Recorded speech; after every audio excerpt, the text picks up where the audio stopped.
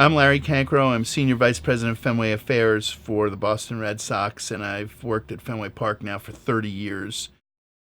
And during that time, probably during the last 12 or 13 years, I've been in charge of and worked on the concerts that we've brought to Fenway Park. Every artist is different. That's absolutely for sure. And, one thing that I have found is that, Fenway Park is a special venue. It's not just another venue. Usually the artists are very happy with the way they understand that it's an old building. It was built in, 1912, and they're used to buildings that are built in like 1995, so, or more recently. But part of what they love about it is that it's so different and kind of cool, and they get a kick out of it.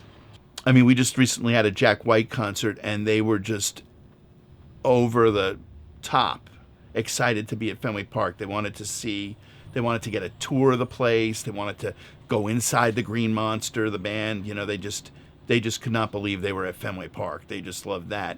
Jimmy Buffett was the same way. The first thing he wanted was to walk throughout the whole venue and get the feel of the place, and he fell in love with the whole scene and got very excited about the Red Sox team and got very emotionally attached to the place. There were quite a few others. I mean, I couldn't limit it to those two, but those are the two that jump out. But many of them just really understand that this is a special place. Actually, even the very first concert, Springsteen spoke for several minutes about how this was a special venue and a special neighborhood. He thanked the neighbors. He said, "I know you can hear me," and and went on to say he appreciated that the neighborhood let him be the first concert at Fenway Park. So I think everybody kind of understands that it's a special place, and we've had so many great artists.